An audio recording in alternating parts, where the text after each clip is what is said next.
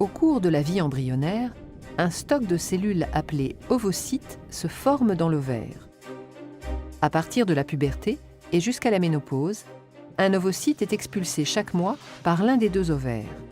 Il est recueilli par le pavillon de la trompe et devient un ovule. L'ovulation est donc un phénomène cyclique, mais ne représente qu'une des nombreuses étapes du fonctionnement de l'ovaire. Au début d'un cycle, certains ovocytes se préparent à être expulsés. Ils sont contenus dans des follicules. La taille des follicules augmente pendant les 14 premiers jours du cycle.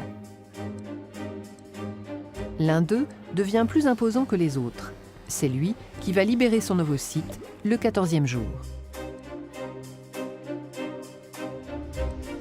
Après l'ovulation, ce qui reste du follicule dans l'ovaire se transforme en corps jaune. Il se maintient pendant les 14 jours suivants, puis dégénère et le cycle recommence. Pendant ce cycle ovarien, un autre organe change d'aspect, c'est l'utérus. Pendant les 5 premiers jours du cycle, sa muqueuse est évacuée. Ce sont les règles ou menstruations. Cette muqueuse se reconstitue durant les 9 jours suivants, période au cours de laquelle sa taille augmente.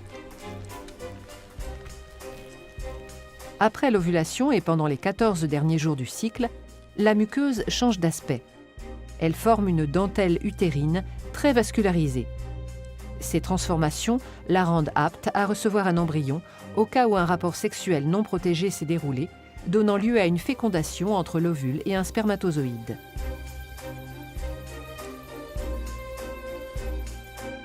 Les propriétés du col de l'utérus sont aussi synchronisées avec le cycle ovarien.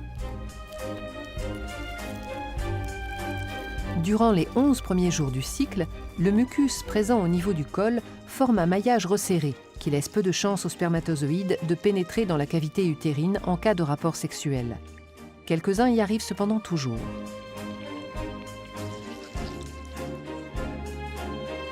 Dans les quelques jours autour de l'ovulation, du 12e au 16e jour environ, ce maillage se relâche.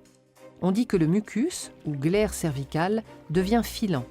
Il laisse passer les spermatozoïdes beaucoup plus facilement. C'est le moment où une fécondation a le plus de chances de se produire et de donner lieu à une grossesse.